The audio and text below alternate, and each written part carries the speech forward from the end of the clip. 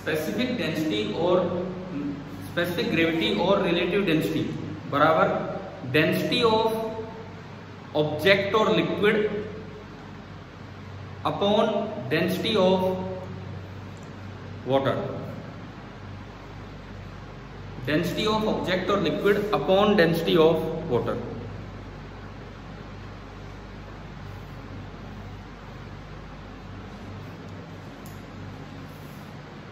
देखिए इसमें क्या कुछ होगा, देखते हैं।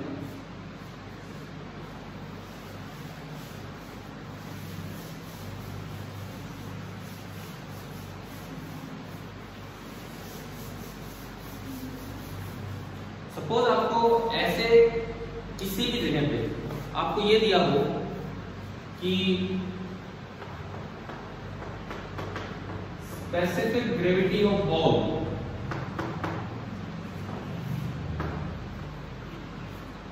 मैं एक एग्जांपल ले रहा हूं। स्पेसिफिक ग्रेविटी ये यूनिटलेस होती है, ये जो स्पेसिफिक ग्रेविटी वाली टर्म है ये यूनिटलेस होती है बिल्कुल। हमने माना कि जो स्पेसिफिक ग्रेविटी ऑफ बॉल है let it be 3.5 and specific gravity of liquid जिसके अंदर वो बॉल को डाला गया है that is 0.5, मान लो ऐसा दिया गया। अब बॉल की 3.5 होने का मतलब है कि उसकी डेंसिटी वाटर से 3.5 गुना ज्यादा है और इसकी 0.5 टाइम से मतलब कम है, ठीक है। तो अब आपसे पूछा जाए कि इसके अंदर दो बॉल्स को हमें डालना है, तो दोनों बॉल्स सेम एंगल पे रहे, उसके लिए लिक्विड का डाइलेक्ट्रिक कांस्टेंट क्या होना चाहिए।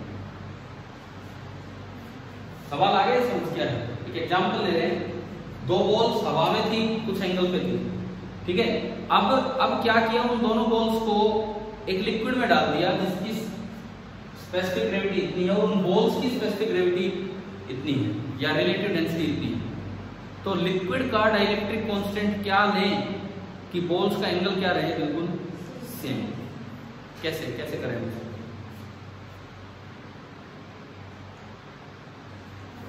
भाई ये देखो, ये हमें यूज करना है रो upon rho minus sigma. Specific gravity आपको रो दे देगा सीधा। स्पेसिफिक ग्रेविटी ऑफ बॉल का मतलब है density of ball upon density of water, और डेंसिटी ऑफ वाटर होती है 1 ग्राम पर centimetre cube at 4 degree Celsius, ठीक है। तो अगर मैं यहां से रो लिखूं तो क्या रो इज इक्वल टू 3.5 ग्राम पर सेंटीमीटर क्यूब हो गया कि नहीं? क्योंकि वाटर की तो डेंसिटी होती कितनी है 1 in CGS. In CGS water की डेंसिटी तो 1 होती, तो इट बिकम्स 3.5 ग्राम पर सीसी। क्लियर है? इसकी क्या बनेगी लिक्विड की डेंसिटी 0.5 ग्राम पर सीसी सेंटीमीटर क्यूब। तो आगे डायरेक्ट के कितना होगा कि ये एंगल चेंज ना हो, के कितना होगा के इक्वल टू रो कितना 3.5 वो ग्राम पर सीसी तो कट ही जाना है अपॉन 3.5 माइनस 0.5 कितना 3, तो 35/30 आपसे गया 7/6। ये हमेशा एक से बढ़ाना चाहिए डाइलेक्ट्रिक कांस्टेंट। ये डाइलेक्ट्रिक कांस्टेंट बड़ा के है, स्टैंडर्ड के है, ठीक है ना। वो 1/4πε0 तो हम झूठ में के लिख देते हैं, ये असल में के।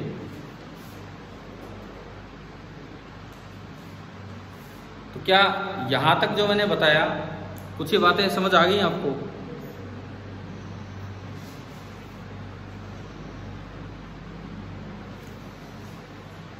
मैं एक बार रिपीटेशन देता हूँ जरा सा, ताकि क्योंकि बहुत इंपॉर्टेंट पॉइंट है, मतलब किसी भी अच्छे एग्जाम में इन पे क्वेश्चन आने के चांसेस होते हैं।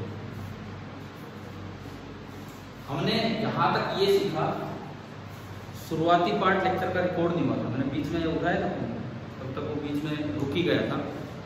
तो मैं एक बार यहाँ तक जो हमने सीखा है थोड़ा सा हल्के से रिपीट कर रहा हूँ, मतलब पूरा ग्रुप नहीं, क्या सीखा वो सुनिए। जो रिजल्ट्स है हमारे, रिजल्ट्स ये आए हैं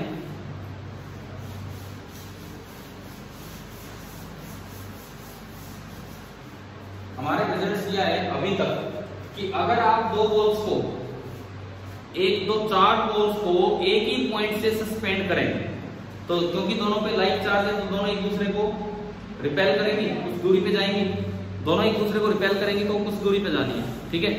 कुछ एंगल उन दोनों स्ट्रिंग्स के बीच में बन जाना है। अब एयर की बजाय अगर मैं उसे किसी भी मीडियम में रख दूंगा तो जो रिपल्सिव फोर्स है वो कम होगा, रिपल्सिव फोर्स कूलम्ब फोर्स कम होगा, वो डाइलेक्ट्रिक कांस्टेंट से डिवाइड होगा, तो ये रिपल्सिव फोर्स कम होगा तो ये पास आनी चाहिए थी, लेकिन लिक्विड में डाल रहे हैं तो इतना ही, फिर बॉइंट फोर्स भी लग रहा होगा, कोई बॉइंट फोर्स इनको फिर दूर भगा देता है, ऊपर लगता है तो उसका एक कंपोनेंट उधर जाता है। देखो रिपल्सिव फोर्स कम हुआ जिससे पास आने लगी, बॉइंट फोर्स ऊपर लग रहा है तो उसका एक कंपोनेंट बाहर की तरफ यूं बनेगा, वो इनको दूर कर देता है। तो आपसे पूछा जाए कि भाई ऐसा क्या करें, लिक्विड की प्रॉपर्टीज किस तरह से ले डाइलेक्ट्रिक कांस्टेंट की वैल्यू, ताकि दोनों स्ट्रिंग्स के बीच का एंगल सेम रहे। तो हमारा पहला रिजल्ट हमारे सामने आया कि जो लिक्विड का डाइलेक्ट्रिक कांस्टेंट है K, that should be equal to rho upon rho minus sigma, where rho क्या चीज है, density of ball and sigma density of liquid. Rho ज्यादा होगा तभी वो पानी के अंदर है, उसके अंदर, ठीक है। सिग्मा मैं नहीं कह रहा, वाटर कुछ भी हो सकता है। फिर मैंने आपको लास्ट में बताया कि अगर कहीं वाटर के अलावा कोई और लिक्विड है और उसकी रिलेटिव डेंसिटी दी हो, रिलेटिव डेंसिटी या उसको क्या बोल सकते हैं, स्पेसिफिक ग्रेविटी, रिलेटिव डेंसिटी या स्पेसिफिक ग्रेविटी दी हो तो आप पहले उससे ना रो और सिग्मा निकाल लिया करो, जो भी रिलेटिव डेंसिटी दी है उसको 1 ग्राम पर सीसी से मल्टीप्लाई कर दो, सीसी मतलब सेंटीमीटर क्यूब, ठीक है, या एसआई में जाना हो तो 1000 किलोग्राम पर मीटर क्यूब से मल्टीप्लाई कर दो, एंड वहां से फॉर्मूले में तो फर्क ही नहीं पड़ा, वो सब तो कट ही गया। तो ये बताओ, ये वाला केस आ गया समझ में। पहला केस हमने लिया जब दोनों बॉल्स को एक ही जगह से क्या कर रखा था, सस्पेंड किया हुआ, ठीक है। अब हम दूसरा केस देखते हैं, case second, when suspended from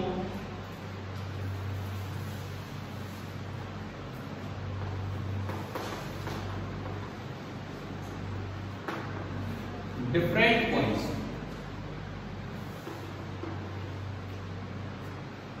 when suspended from different points, तो अलग अलग पॉइंट से आपने सस्पेंड कर रखा, तब देखते हैं क्या होगा।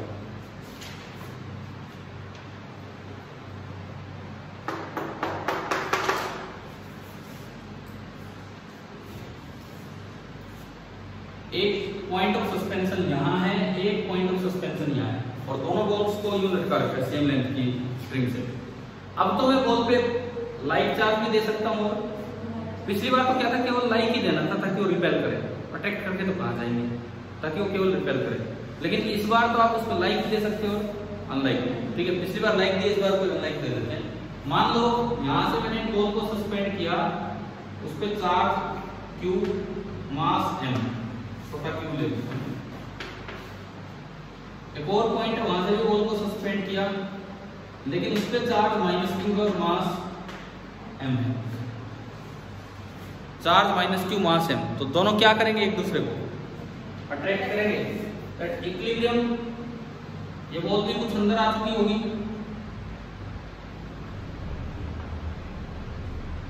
और ये बॉल भी कुछ अंदर की तरफ आ चुकी होगी, ठीक है।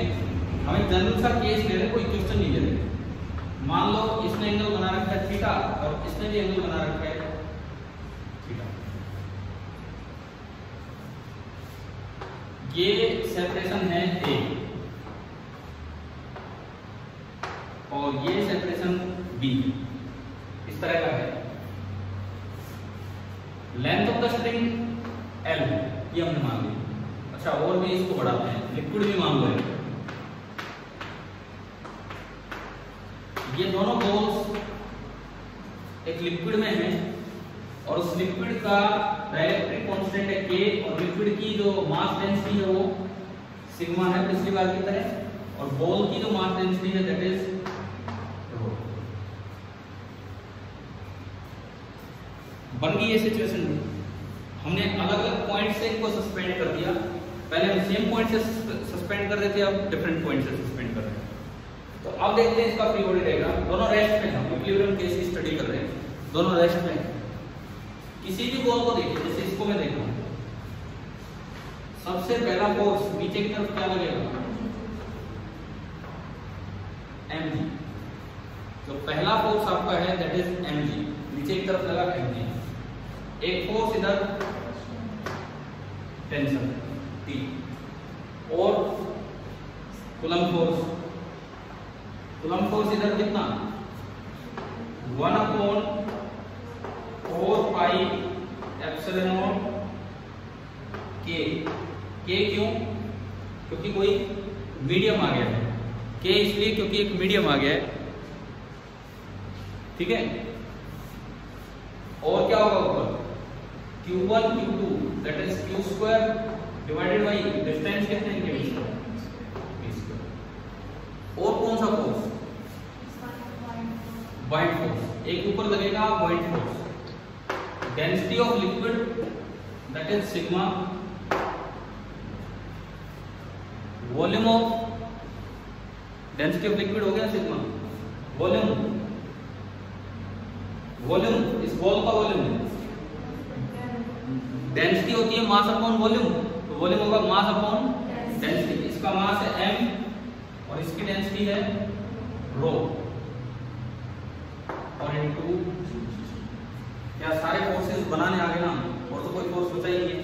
ठीक है, कर देंगे टुकड़े, ये एंगल थीटा और t का कंपोनेंट ऊपर तो t cos थीटा, एंड इधर की तरफ आपका बनेगा t sin थीटा। एक साइड t cos थीटा, एक साइड t sin थीटा। चलिए फिर से ये कूलम्ब फोर्स कहां बना दिया, किस साइड दिखा दिया, पॉजिटिव नेगेटिव क्या करेंगे, एक दूसरे को अट्रैक्ट करेंगे।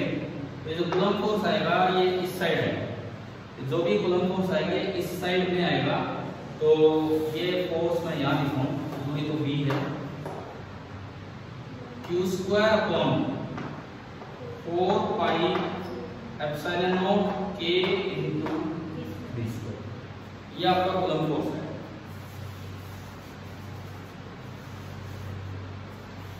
क्लियर ना यहां पर? अब देखो इसमें फोर्स बैलेंस करो। पहली इक्वेशन t sin थीटा इसके बराबर, तो इक्वेशन बनी t sin theta that is equal to Q² upon 4πε0 K into v²। Second equation t cos theta that is equal to t cos theta is equal to mg minus sigma by rho into m। मैं तो आपको equation बना के दिखा रहा हूं कि अगर ऐसा कोई भी केस आए तो किस तरह से काम आगे बढ़ाना। समझ आ गया? ठीक है, क्लियर हो रही है ना फ्लूइड्स में क्या कुछ होना है क्या नहीं होना है। ऐसा भी हो सकता है पहले एयर में थे अभी बाहर है। अब अगर आपको थीटा ही निकालना हो तो क्या करें, डिवाइड कर देंगे, डिवाइड करते टी से टी कैंसिल, और यहाँ से tan थीटा वाली बात बन जाएगी। टी निकालना हो तो स्क्वायर करके ऐड कर देंगे। तो ये बताओ फ्लूइड्स में यहाँ तक कुछ समझ आया कि नहीं आया?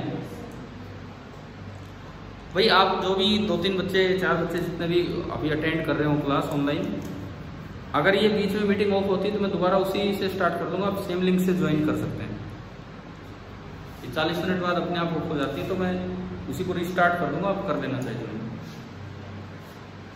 तो ये तो फ्लूइड मैकेनिक्स में कैसे क्या इसका रोल है, क्लियर हो गया? ठीक है, हटा दो इसको।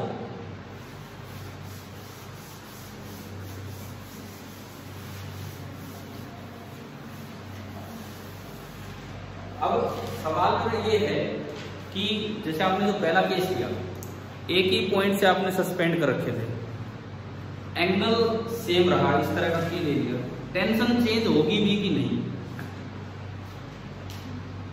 अब मेरा सवाल समझ गए? केस फर्स्ट पे दोबारा गया जो हमारा स्टार्टिंग केस था कि आपने एक ही पॉइंट से सस्पेंड कर रखे थे, पहले एयर में थे, बाद में ऐसी जगह डाल दिया जहां पे एंगल सेम है, एंगल में कोई फर्क ही नहीं पड़ा, तो क्या वहां टेंशन चेंज होगी या नहीं होगी? तो अब हम 2-3 रिजल्ट्स वहां से निकाल पाए। सबसे पहली बात, कोई केस कौन सा पहले वाला है, उसी से 2-3 बातें देख रहे हैं। डिफरेंट पॉइंट से हमने कर दिया, सेम पॉइंट वाले पे ही एक बार लौट के आते हैं। लेकिन देखिए अब सपोज ये एयर में थे, पहला केस में लूं कि ये एयर में थे, एयर में ये लेंथ है L, ये एंगल थीटा, और ये डिस्टेंस आपने माना था शायद r, तो रिपेल कर रहे थे दोनों एक दूसरे को, QM दोनों बराबर माने थे हमने, कितने फोर्स से K Q1 Q2 upon r², K नहीं होगा क्योंकि ये लिक्विड के छोड़ हो जाता है, 1 अपॉन 4 पाई एप्सिलॉन, नीचे mg, इधर लगी थी T, ये वाला आपका एंगल आएगा थीटा, ये component T cos theta and ये वाला कंपोनेंट T sin थीटा, ये थे आपके। अब अगर इसमें हम देखें, आपकी इक्वेशन सुनी थी T sin theta is equal to, यहां से क्या रिजल्ट आएगा उस पे भी चलेंगे और फिर टेंशन को कंपेयर भी करेंगे, q² upon r² and T cos theta is equal to mg। Equation 1 equation 2, पहली बात अगर थीटा निकालना है तो आपने 1 से 2 को डिवाइड किया, थीटा निकालना है तो 1 से 2 को डिवाइड किया, डिवाइड करके आपका ये रिजल्ट आया था कि tan theta is equal to 1 upon 4 pi epsilon. चलो मैं इसको थोड़ा और जनरलाइज करता हूं, रुको आप एक मिनट। मान लो ये है Q1 M1 और सपोज ये है Q2 और M2, तो थोड़ा सा फर्क ये क्योंकि वो तो भी किया ही हमने शुरू, ये Q1 Q2 हो जाएगा और नीचे क्या आएगा M1G, और ये एंगल हो जाएगा θ1 और ये आपका हो जाएगा θ2। अब अलग अलग मास के लिए तो अलग अलग एंगल हो सकते हैं, समझ आ रहा है? अब इक्वेशन में क्या बदलाव, T sin θ is equal to यहां पे आएगा Q1 into Q2 and T cos θ is equal to यहां पे क्या आएगा M1 into G। आपने इक्वेशन 1 से 2 को डिवाइड किया थीटा निकालने के लिए, θ1 निकालने के लिए 1 से 2 को डिवाइड, ये सारे क्या चल रहे हैं cos θ1 और ये sin θ1। अब हम दो अलग अलग तरह की कोन्स लेके चल रहे हैं, तो tan θ1 कितना आया, tan θ1 1/4 pi epsilon not Q1 Q2 upon एक तो r² और एक M1 into G, r² G और एक नीचे क्या आया M1, ठीक है। सिमिलरली जो tan θ2 है, tan θ2 कितना होगा, बिल्कुल इसी तरह देखें तो 1/4 pi epsilon not Q1 Q2 upon r² G और M2, r² G और नीचे आपका आएगा M2।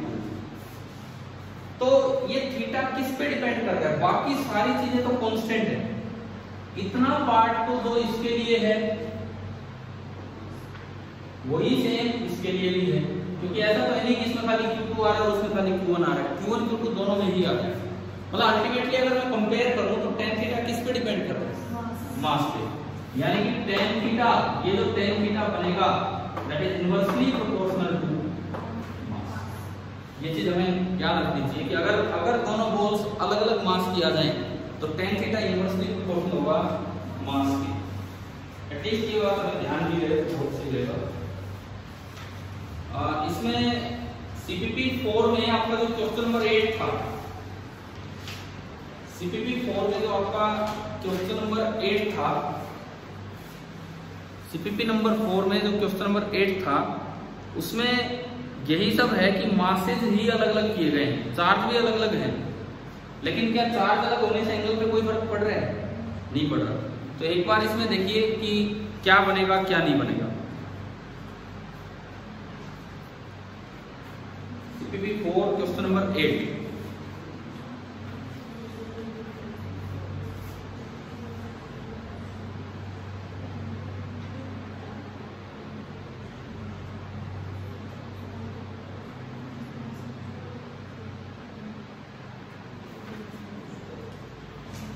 tan theta inversely proportional to mass, मतलब जिसका मास ज्यादा उसका tan थीटा कम है, और tan थीटा कम होगा तो थीटा भी कम होगा।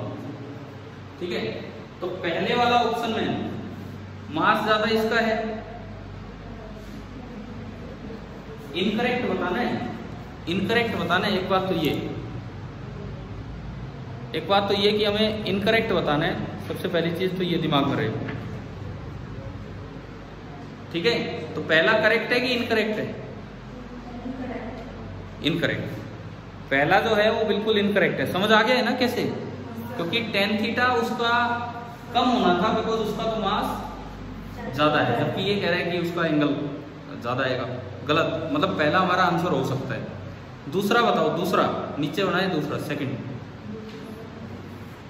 सेकंड वाला आप बताइए जो नीचे बना हुआ है। दोनों मास बराबर हैं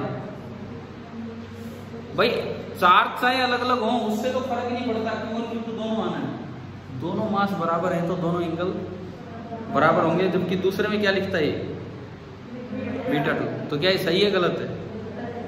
गलत है, ये भी इनकरेक्ट आ गया। ठीक है, थर्ड, दोनों मास सेम है तो एंगल क्या सेम दिखा रखे हैं इन्होंने, दिखा रखे हैं ना, तो ये हमारा सही है। कौन देखेगा? अगर मास ज्यादा है तो उसका एंगल कम है, ये दिख रहा है, आगे भी देखो ये भी सही है। तो इसका गलत कौन से हैं? First and second. तो क्या आंसर आया? सी हो गया। और सेवंथ का क्या आंसर आया था? ए। ठीक है, नहीं मिला?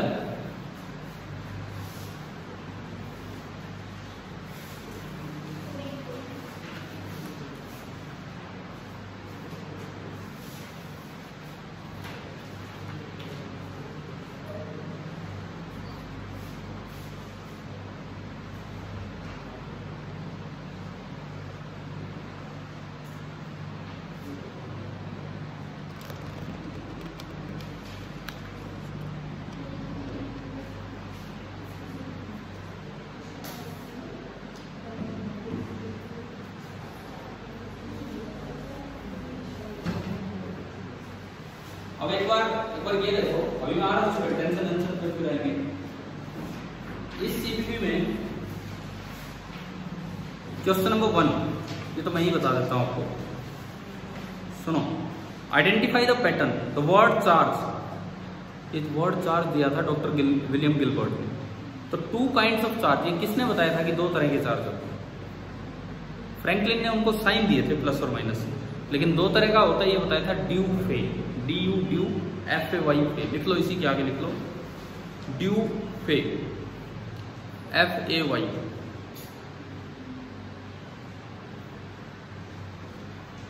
अच्छा, क्वेश्चन नंबर जो सेकंड और थर्ड है, सेकंड और थर्ड ये आपका रोटेशन बेस्ड काम है, टॉर्क एंड फोर्स बैलेंस का, जो आप ट्राई करेंगे। मतलब मैं इलेक्ट्रोस्टैटिक्स को उसमें इंक्लूड कर रहा हूं और कुछ नहीं।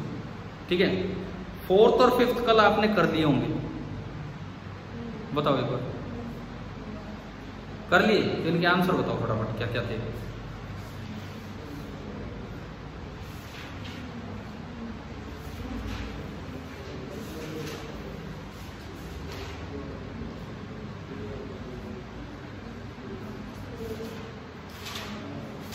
फोर्थ और 5th के आंसर बताइए क्या क्या थे?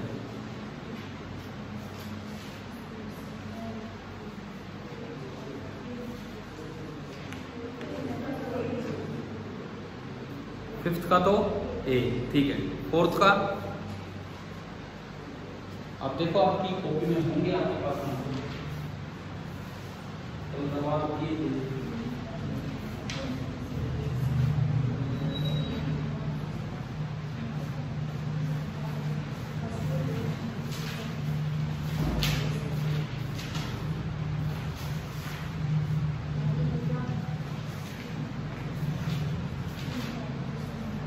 हाँ जी बताओ। 4th का ए,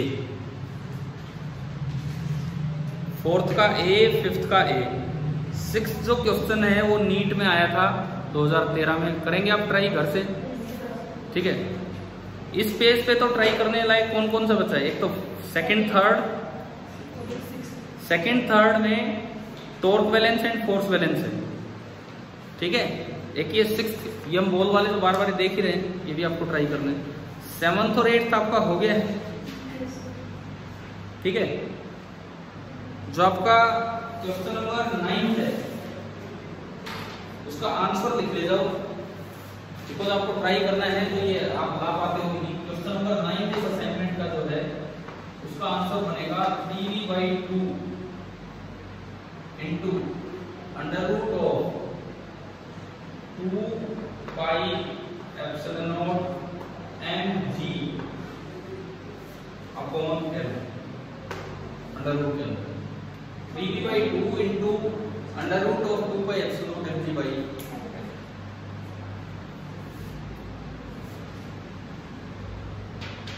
अब एक बार 10th पे नजर डालना, ये पूरा का पूरा आपको करवा रखा है। 10th पढ़ो, आप ध्यान से पढ़ो 10th क्या है।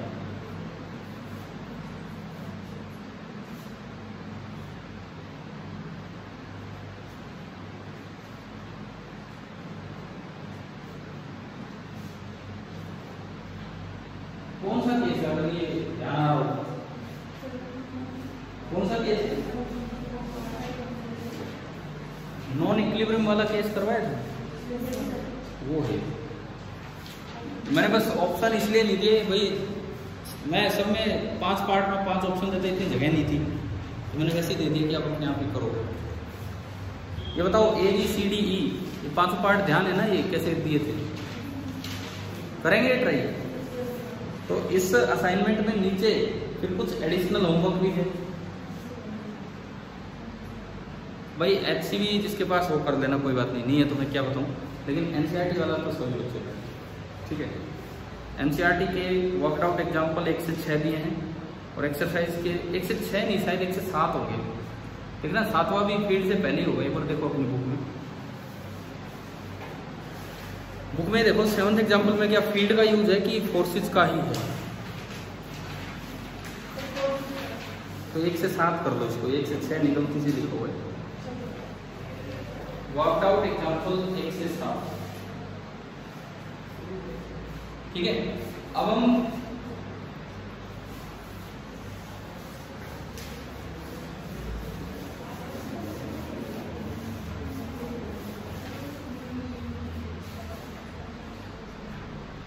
इसी पे फिर से आते हैं। आपकी 2 इक्वेशन सुनी थी, 2 मान लो दोनों फिर से सेम है,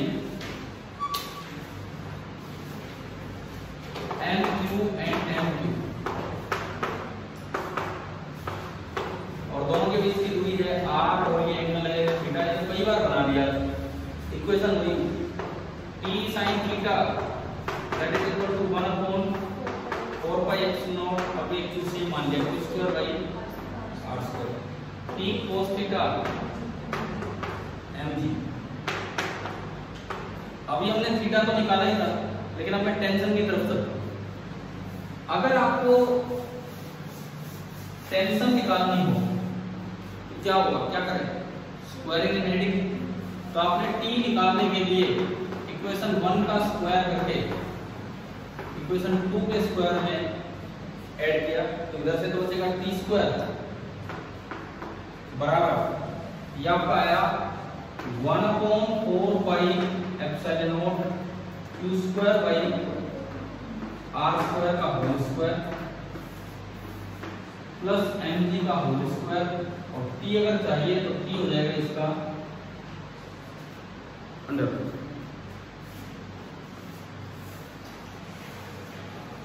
अगर आपने इसको एक लिक्विड में डाला ताकि इसका एंगल चेंज ना हो, तो हमें पता है कि इस लिक्विड का K कितना होता है, याद हो गया होगा।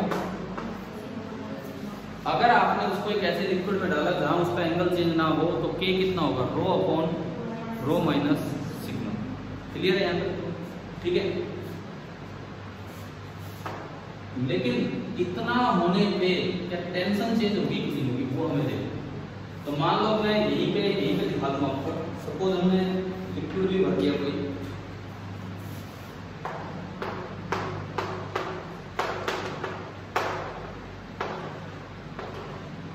या आपने कोई लिक्विड भरा है। अच्छा, इसके बाद देखो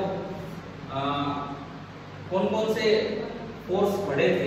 एक ऊपर क्या बढ़ गया था, पॉइंट फोर्स, और एक कूलम फोर्स में डिवाइड बाई किया गया। एक तो यहाँ डिवाइड बाई के हो गया, और इसमें माइनस बी हो गया। दूसरी बार जब आप स्क्वायर करके ऐड करेंगे, टेंशन में टी डैश को एंगल तो सेम है, तो T dash is equal to under root of, समझ रहे हो ना क्या कर रहे हैं। पहली टर्म ये बनेगी q square upon 4 pi epsilon not r square k, इसका whole square plus mg minus b का।